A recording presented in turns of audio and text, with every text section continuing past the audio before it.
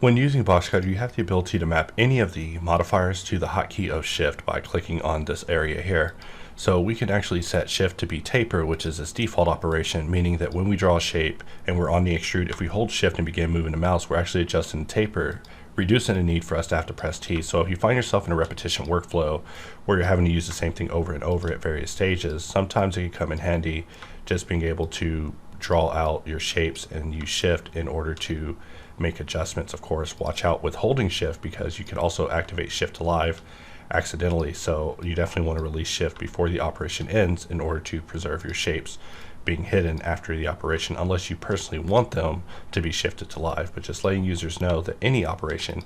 can basically be mapped to Shift through the operations area. So we can also map this to Bevel, meaning that when we draw a shape, we just hold Shift and we're able to adjust the bevel, click, and be done. And we can just activate this on the fly as needed without even having to press the hotkey of B to activate Bevel, and making Bevel our permanent start state. So it's just a different way to work, but it definitely comes in handy for times where you need to perform the same operation over and over, but you don't want to actually have to press the hotkeys in order to do it. You may just want to just tap Shift